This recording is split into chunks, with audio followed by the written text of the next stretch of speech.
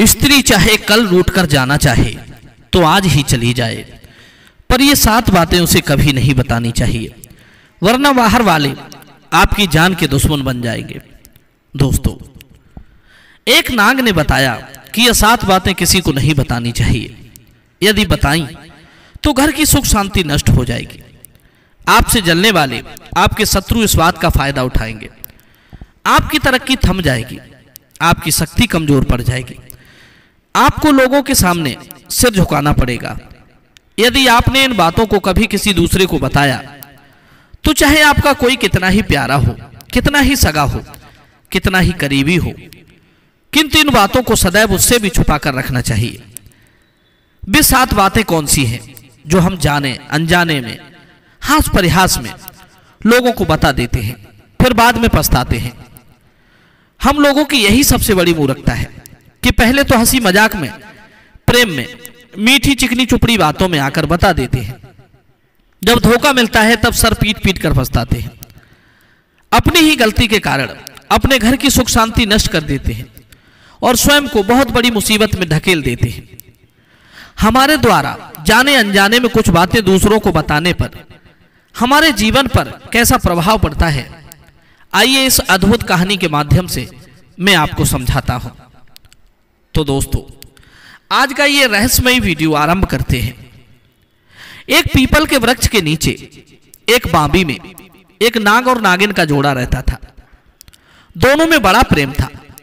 एक दिन नाग और नागिन के मन में विचार आता है कि क्यों ना भगवान शिव की तपस्या करके उनसे नागमणि प्राप्त की जाए। मित्रों, ऐसा निश्चय करके वे दोनों, नाग और नागिन, भगवान शिव की कठोर साधना शुरू कर देते हैं। कई वर्षों तक शिव का तप करते रहे और तपस्या करते करते उन्होंने भगवान शिव शंकर को प्रसन्न कर लिया। नतीजा ये हुआ कि भगवान शिव ने उन दोनों को नागमणि प्रदान कर दी। नागमणि के प्राप्त करने के बाद नागिनी को अहंकार हो जाता है। मित्रों, कई बार जब हमारे पास कुछ अद्भुत चीज आ जाती है तो हम उसको रोक नहीं पाते। उसका घमंड हमें नीचा गिरा देता है। मित्रों, नागिन नागमणि प्राप्त करने की खुशी मनाने लगी। वो अपने सगे संबंधियों को बुलाने लगी, उन्हें निमंत्रण देने लगी। वो ये बात बता देना चाहती थी कि हमारे पास भगवान शिव की दी हुई नागमणि है, जो शायद हर किसी के नसीब में नहीं होती।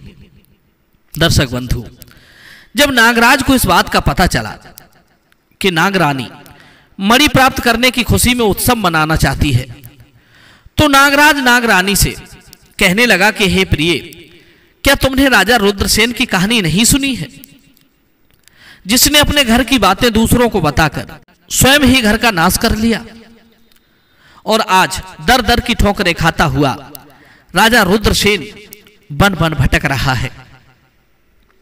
तब नागिन कहती है, पिया जी, ये राजा रुद्रसेन कौन था और इन्होंने कौन सी अपने घर की बातें दूसरों को बताई थी जिनसे इनका राज्य छिन गया। तब नागराज भद्रक कहता है, हे प्रिय, ऐसे गुप्त राज होते हैं जो हमें दूसरों के कानों तक नहीं पहुंचाने चाहिए, और यदि भूल से ये बातें किसी को बताई तो परिवार में अशांति का कारण हम स्वयं ही बन जाते हैं। उन्नति की जगह हमारी अवनति होने लगती है, खुशी की जगह हम दुख में डूब जाते हैं। कई बार जाने अनजाने में मूर्खतावश हम खुद ही अपनी बातें दूसरों को बता देते हैं, जो हमें कभी नहीं बतानी चाहिए। वही बातें जो जाने अनजाने में हम किसी दूसरे को बता देते हैं, हमारे दुख का कारण बन जाती है, वही हमारे झगड़े का कारण बन जाती है, और फिर बाद में पछताना होता है कि मुझे ये बात किसी को नहीं बतानी चाहिए थी, मेरी ही गलती हुई, मैंने जाने अनजाने में ये बात सभी को बताई और इस कारण आज मुझे भयंकर कष्ट उठाना पड़ रहा है। नागराज कहने लगा, हे प्रिय, मैं उस राजा की तुम्हें कहानी सुनाता हूं, ध्यान देकर सुनो। एक चारों ओर पहाड़ों से घिरा हुआ राज्य था, जिसका नाम था इंद्रगढ़। इंद्रगढ़ पर राजा रुद्रसेन राज करते थे। राजा रुद्रसेन गुरु गोरखनाथ के परम भक्त थे। नाग बोला, हे प्रिय रानी, एक बार राजा रुद्रसेन के राज्य में गुरु गोरखनाथ बाबा का आगमन होता है। राजा रुद्रसेन अपनी रानी के सहित गुरु गोरखनाथ की अगवानी करने के लिए आते हैं और उनके चरण धो अपने महल में बुलाकर ले जाते हैं। गुरु गोरखनाथ को ठहरने के लिए उचित प्रबंध करता है और गुरु गोरखनाथ का नाना भांति से सत्कार करता है। मित्रों, राजा रुद्रसेन ने गुरु गोरखनाथ की इतनी सेवा की कि गुरु गोरखनाथ उसकी सेवा से बड़े प्रसन्न हो गए। और जानते ही हो कि देवता हो या साधु संत या कोई और, अगर वो प्रसन्न होता है तो प्रसन्नता में वो कुछ ना कुछ देता जरूर है। गुरु गोरखनाथ भी प्रसन्न होकर राजा रुद्रसेन को एक पारस मणि भेंट करते हैं और कहा, राजन, तुम इस मणि की सहायता से लाखों किलो सोना तैयार कर सकते हो। कुछ ही समय में तुम्हारा राज्य बड़ा ही संपन्न और समृद्ध बन जाएगा। किंतु राजा, तुम ये भेद किसी को धोखे से भी मत बता देना कि मेरे पास पारस मणि है। अगर तुमने ये बात किसी को बताई तो तुम्हें इसका गंभीर परिणाम भुगतना पड़ेगा। कुछ बातें दिखाकर और कुछ बातें छुपाकर ही मनुष्य सुखी हो पाता है। गुरुजी की बात सुनकर राजा ने हां में सिर हिला दिया और गुरुजी के चरणों में गिरकर आशीर्वाद लेने लगा। वो पारस मणि उसने लेकर रख ली। पारस मणि देकर गुरु गोरखनाथ भी अपने स्थान को चले गए। धीरे धीरे समय गुजरता गया। पारस मणि की सहायता से राजा रोजाना हजारों कुंटल सोना तैयार कर लेता था। अब तो राजा और रानी का उसके महलों में समय सुखपूर्वक बीतने लगा। राजा ने यह बात किसी मंत्री या कर्मचारी को भी नहीं बताई थी कि हमारे पास एक पारस मणि है जिससे हम प्रतिदिन सोना उत्पादन करते हैं। दर्शक बंधु, इधर नांग बोला, हे नांग रानी, कुछ ही समय में राजा का राज्य सोने चांदी धन दौलत से संपन्न होता चला जाता है। राजा रुद्रसेन के राज्य में कोई गरीब नहीं रहता। इधर क्या होता है, राजा के शत्रु राज्य भी राजा की समृद्धि देख देख कर जलने लगे और राजा रुद्रसेन के यहां गुप्तचर भेजकर राजा की समृद्धि का कारण जानने की कोशिश करने लगे। परंतु राजा आधी रात को एक विशेष कक्ष में पारस मणि से स्वयं अपने हाथों से सोना उत्पन्न करता था। इस बात की भनक राजा और रानी के अलावा किसी को भी नहीं थी। लेकिन बंधु, वो एक बात सच है कि स्त्री के पेट में कोई इस तरह की बात अधिक समय तक नहीं ठहर सकती। मित्रों, आपको बता दें कि राजा रुद्रसेन की रानी की एक बूढ़ी दासी थी। रानी ने अपनी समृद्धि का संपूर्ण रहस्य उस बूढ़ी दासी को बता रखा था। बूढ़ी दासी ने वो रहस्य अपनी पुत्री को बता दिया था और पुत्री ने अपनी सहेली को बताया था। इस तरीके से वो बात धीरे धीरे पूरे नगर में फैल जाती है।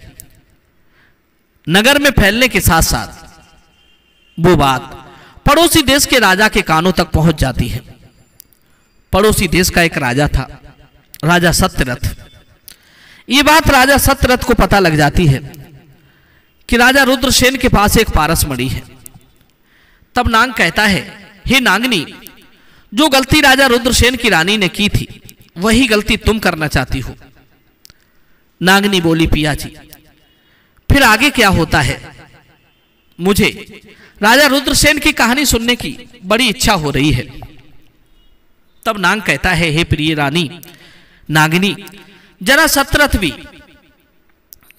राजा सत्यरथ भी बड़ा शक्ति संपन्न था। लाखों की फौज थी उसके पास।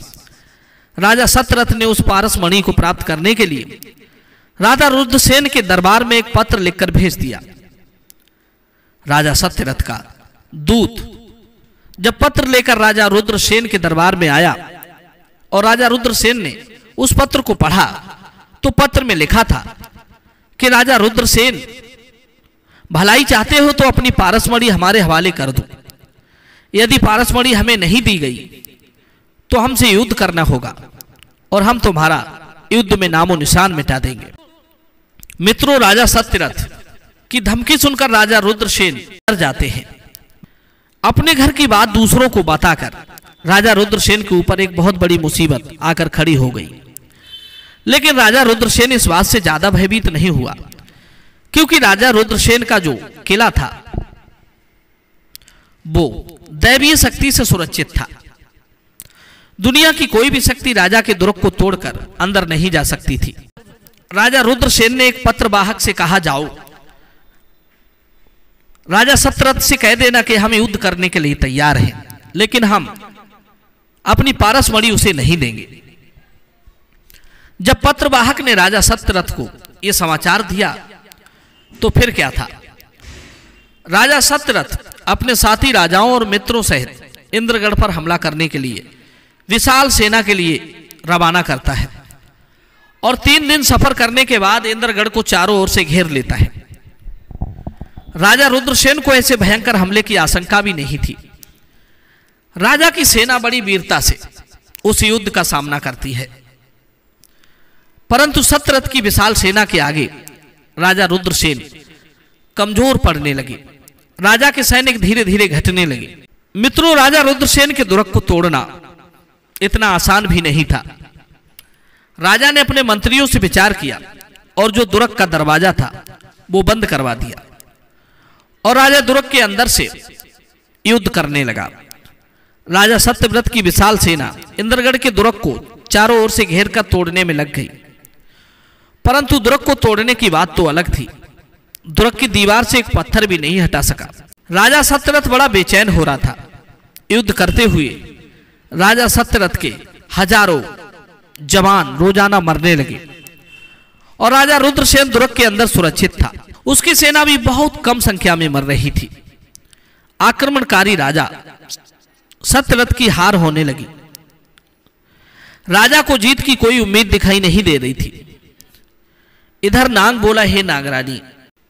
राजा सत्यव्रत मन में विचार करने लगा कि अब हम ये युद्ध नहीं जीत पाएंगे, क्योंकि यह दुर्ग ना जाने किस धातु का बना हुआ है, इसको हम नहीं तोड़ पा रहे हैं।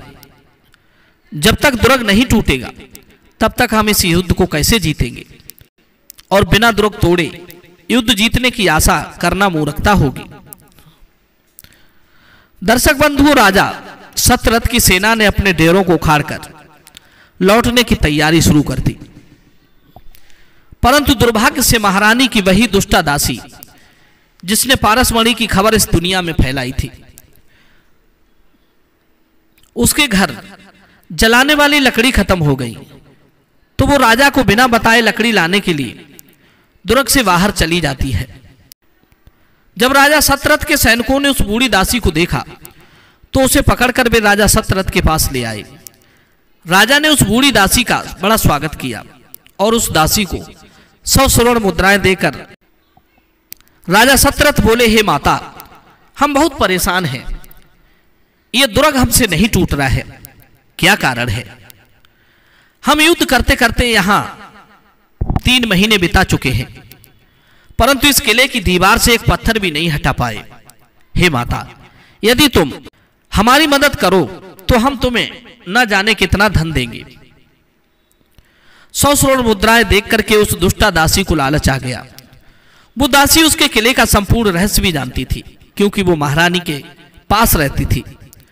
अब देखिए मित्रों, महारानी यदि उस भेद को दुष्ट दासी को ना बताती तो राजा रुद्रसेन को ये बुरे दिन देखने नहीं पड़ते। वो महाराज सत्यव्रत को कहने लगी, राजन, तुम्हें मैं एक बहुत बड़े रहस्य की बात बताती हूं। इस दुर्ग के पूरब दिशा में एक चंडिका देवी का मंदिर है। राजा रुद्रसेन प्रतिदिन माता देवी को एक बलि भेजता है। दासी ने बताया कि अगर राजा सत्यव्रत माता देवी को प्रसन्न कर ले और 2 पैर का समय मांग ले तो 2 पैर में आपकी तमाम सेना दुर्ग को तोड़ डालेगी। मित्रों, वो कहते हैं ना कि घर का भेदी लंका ढाए। जो बात अपने घर से निकल जाती है वही बात दुख का कारण बन जाती है। दासी के द्वारा राजा सत्यव्रत को किला भेदने का रहस्य पता चल जाता है। वो अपने कुछ विश्वसनीय सैनिकों को साथ लेकर और कई गुना पूजा की सामग्री लेकर उस मंदिर में पहुंच जाता है। कई तरह की वस्तुओं से राजा सत्यव्रत देवी चंडिका का पूजन करता है। देवी चंडिका उसकी पूजा से प्रसन्न हो जाती है तो मंदिर से आवाज आती है, कौन हो तुम और क्या चाहते हो? मांगो, तुमने मुझे प्रसन्न कर लिया है। राजा सत्यव्रत ने कहा, मैं राजा सत्यव्रत हूं और मैं तुमसे इतना वरदान मांगना चाहता हूं। हे माता, तुम थोड़ी देर के लिए इस दुर्ग से अपना पहरा हटा लो। मित्रों, सत्यव्रत का ये वचन सुनकर देवी चंडिका बड़ी दुविधा में पड़ जाती है कि अब मैं क्या करूं। यदि मैं पहले से जानती होती कि राजा सत्यव्रत ये मांगेगा तो मैं उसे ये वचन कदापि नहीं देती, लेकिन अब मुझे अपने वचन की लाज रखनी है। इस प्रकार दर्शक बंधुओं, दोपहर के लिए माता चंडिका उस दुर्ग से अपना पहरा हटा लेती है। फिर क्या था, राजा सत्यव्रत भारी भरकम सेना लेकर उस दुर्ग को तोड़ देता है। उस किले में लगे एक एक पत्थर को तोड़कर दूर फेंक देता है। राजा रुद्रसेन की सेना युद्ध करते करते वीर गति को प्राप्त हो गई। राजा के बड़े बड़े वीर योद्धा रणभूमि में मारे गए। राजा रुद्रसेन अपने प्राण बचाकर अपने पुत्र और पत्नी के सहित एक गुप्त मार्ग से निकलकर वन के लिए चला जाता है और उधर उस राज्य के ऊपर राजा सत्यव्रत का कब्जा हो जाता है। इधर नाग कहता है, हे नागिनी, अपने ही घर की गुप्त बातें बताने के कारण राजा रुद्रसेन घर से बेघर हो गया। उसके पूरे राज्य का विनाश हो गया। जो राजा कुछ देर पहले राजा था वो एक भेद बताने के कारण राजा से रंक बन गया और आज वही राजा बन बन भटक रहा है। इसलिए नाग कहता है कि हे नागिनी, जो भी प्राणी इन 7 बातों को भूलकर भी किसी को बताता है तो निश्चित मान लो वो अपने घर का विनाश करता है, अपने घर की सुख शांति नष्ट कर देता है। ऐसे मनुष्य को दुख और कष्ट घेर लेते हैं। इसलिए भूलकर भी अपने घर की गुप्त बातें किसी को भी नहीं बतानी चाहिए। नाग बोला, हे प्रिय, उनमें से पहली बात तो मैं तुम्हें बताता हूं, ध्यान से सुनो। पहली बात जो किसी को नहीं बतानी चाहिए वो है अपनी मजबूरी। मनुष्य को अपनी मजबूरी का प्रदर्शन किसी के सामने नहीं करना चाहिए। अपनी मजबूरी का दिखावा करके दूसरों की नजरों में मदद पाने का पात्र बनते हैं। उनकी सहायता लेने की गलती कभी मत करना। हो सकता है कि आज वो तुम्हारी मजबूरी देखकर तुम्हारी सहायता कर भी दे, लेकिन कल को तुम्हारा फायदा उठाने से नहीं चूकेगा। और अगर फायदा नहीं उठाया तो दूसरों के सामने तुम्हारा हंसी मजाक उड़ाएगा। इसलिए कभी भी अपनी मजबूरी का दिखावा मत करो। अगर घर में 2 सूखी रोटी है तो वही खाकर सो जाओ, लेकिन दूसरों को इसके बारे में भनक तक नहीं लगने दो। जरा आप खुद सोचकर देखो, मजबूरी बताने का क्या प्रयोजन होता है।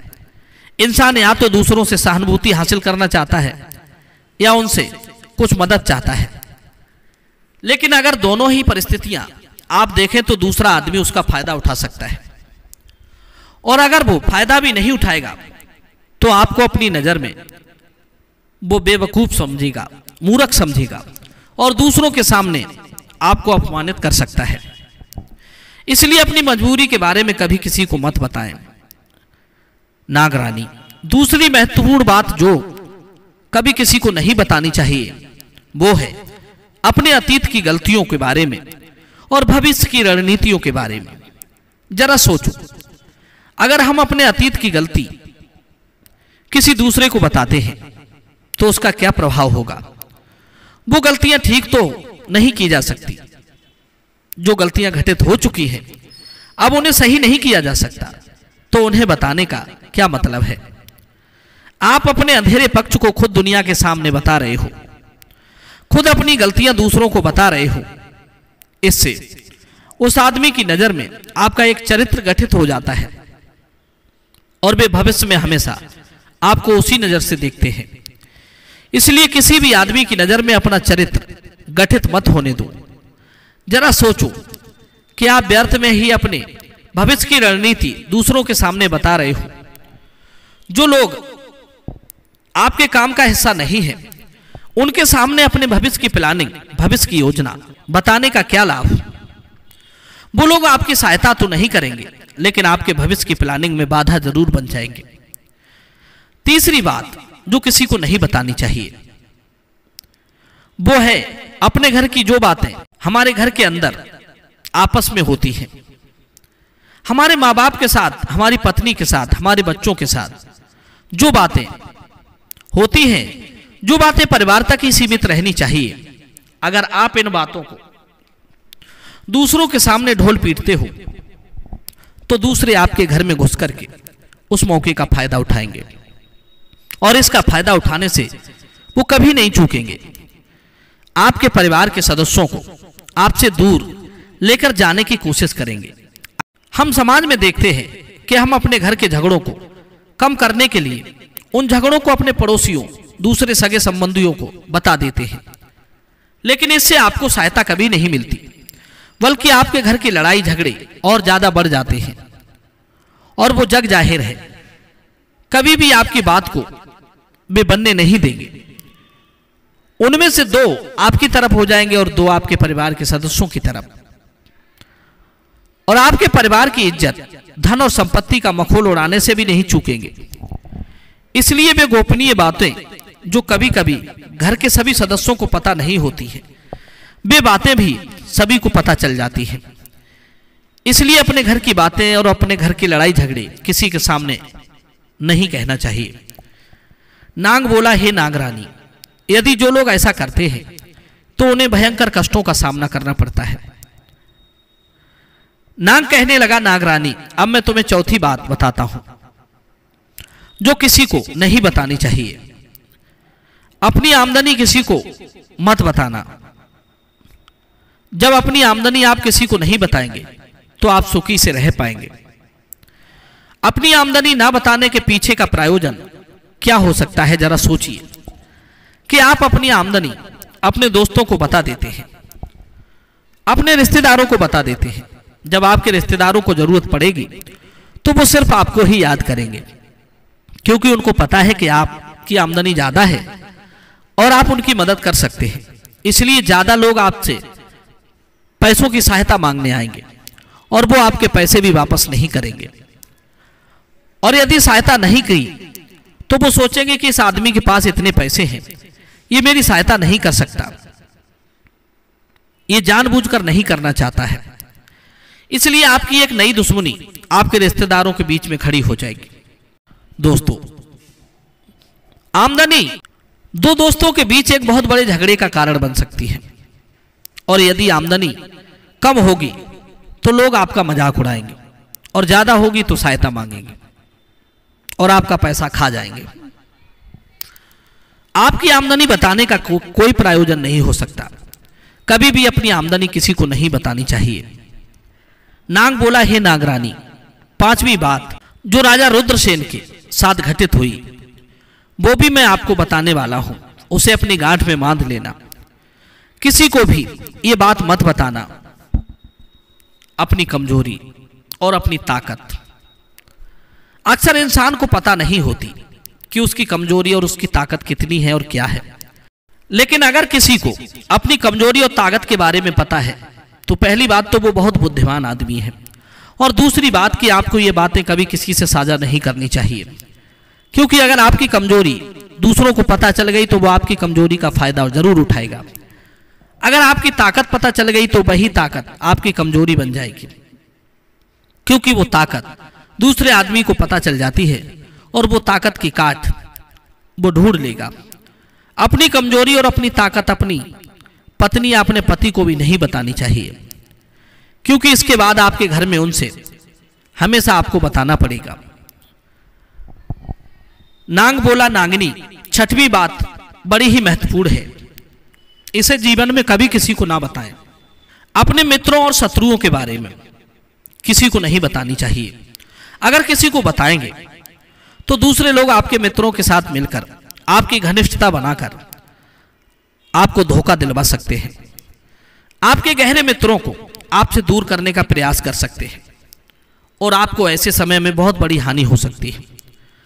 अक्सर आम आदमी ऐसा नहीं करता, लेकिन आपके दुश्मन ऐसा जरूर करने की कोशिश कर सकते हैं।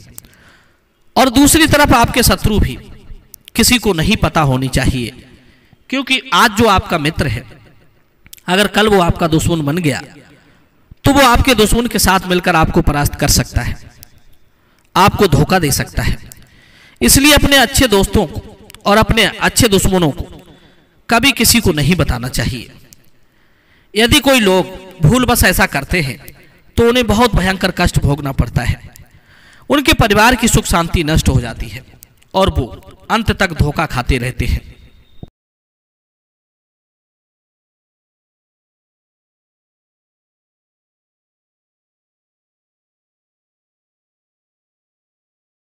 सातवीं और आखिरी बात नाग कहता है, ध्यान से सुनो।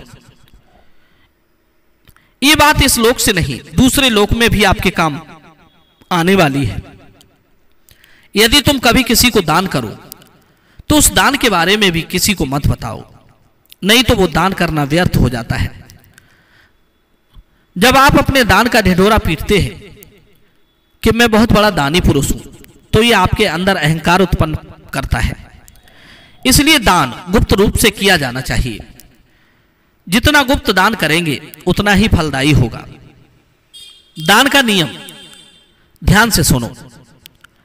जब आपका बायां हाथ दान कर रहा हो तो दाएं हाथ को भी इसका पता ना चले कि बायां हाथ दान कर रहा है, तभी वो दान फलीभूत होता है। हे नागरानी, इसलिए हमें अपने घर की सुख शांति के लिए 7 बातें इस संसार में किसी को भी नहीं बतानी चाहिए। इन 7 बातों का अनुसरण करते हुए आप अपने घर में सुख शांति बना सकते हैं। और इसलिए राजा रुद्रसेन अपनी घर की बातों को घर से बाहर निकालने के कारण ही इतने घोर संकट में पड़ गया था, और शायद इस संकट से वो नहीं उबर पाएंगे। इसलिए हे नागरानी, इस नागबड़ी के बारे में तो हमें तुम्हें किसी को नहीं बताना चाहिए। और यदि तुमने नागमणि के बारे में किसी को बताया तो तुम्हारे और मेरे प्राण संकट में पड़ सकते हैं। कोई मुझे मारकर उस मणि को प्राप्त करने की इच्छा करेगा। इसलिए ये बात उन लोगों को अच्छी तरह से सीख लेनी चाहिए जो लोग हल्की और बिना सोचे समझे निर्णय करते हैं। हमने देखा है कि बहुत से लोग ऐसे होते हैं जो उनके पास कोई धन या पैसा या कोई विशेष वस्तु आ जाए तो दुनिया वालों के सामने वे उसे दिखाना चाहते हैं, और वही उनके लिए दुखदाई हो जाता है। नाग की बात नागरानी की समझ में आ जाती है। नागिन उन बातों को छिपा कर रख लेती है